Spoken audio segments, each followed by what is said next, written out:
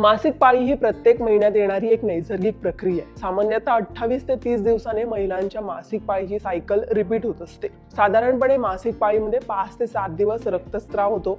रक्तस्राव व्यवस्थित योग्य प्रमाणात होऊन मासिक पाळी दर महिन्याला येत असेल तर ही एक चांगली गोष्ट आहे। पण आपल्यातल्याच काही जणींना दर महिन्याला येणाऱ्या मासिक पाळीचा फार त्रास असतो। बऱ्याच महिलांना मासिक पाळी दरम्यान पोटदुखी, पाठदुखी, वेदना होणं, रक्तस्राव जास्त किंवा कमी रक्तस्राव होणं अशा अनेक समस्यांचा सामना करावा लागतो।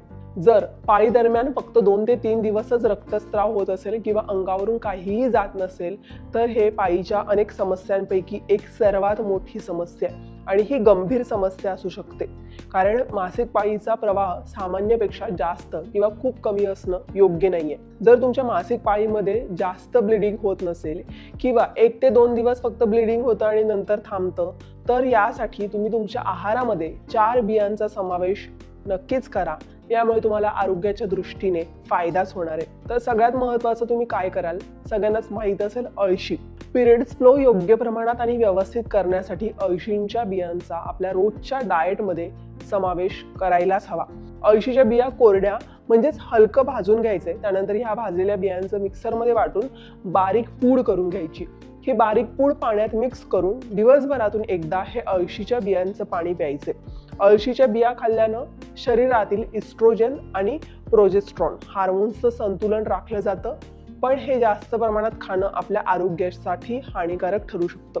यासाठीच अळशींच्या बिया योग्य प्रमाणातच खाल्ल्या गेल्या पाहिजेत। दुसरी आणि महत्त्वाची गोष्ट आहे सूर्यफुलांच्या बिया। मासिक पाळीत रक्तस्राव जर कमी होत असेल तर सूर्यफुलांच्या बिया खाणं फायदेशीर ठरू शकतं। आपल्या रोजच्या जेवणात किंवा फळ खाताना सूर्यफुलांच्या बिया फळांवर भुरभुरून घ्याव्यात। या बिया शरीरातील हार्मोन संतुलन राखण्यासाठी मदत करतात आणि तुम्हाला नक्कीच फायदेशीर ठरतील।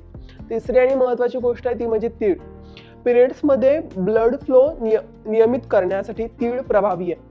या बिया हार्मोन्स असंतुलन करणं, त्याचप्रमाणे जळजळ होणं किंवा पुरळ आणि मूड स्विंग्स कमी करतात। या बियांचा आहारात समावेश केल्यानं गर्भाशयांचं आकुंचन वाढण्यासाठी मदत होते आणि योग्य तो ब्लिडिंगचा फ्लो होऊ शकतो। सगळ्यात महत्त्वाची आणि चौथी गोष्ट म्हणजे चिया सीड्स। चिया सीड्स मध्ये असलेले गुणधर्म मासिक पाळीसाठी आवश्यक हार्मोन्स आपल्या शरीराला मिळवून देण्यासाठी मदत करतात। या बियांचा आहारात समावेश केल्यानं मासिक पाळी नियमित होते आणि प्रवाह सुद्धा नियमित होतो। चिया सीड्सचं पाणी सकाळी रिकामी पोटी प्यायल्यानं ब्लड फ्लो सुरळीत होण्यासाठी मदत होते। महिलांनी निरोगी राहण्यासाठी आणि त्यांची मासिक पाळी योग्य वेळी येणं गरजेचं आहे। जर तुम्हाला मासिक पाळी दरम्यान फक्त 1 ते 2 दिवसच ब्लिडिंग होत असेल तर त्याकडे अजिबात दुर्लक्ष करू नका।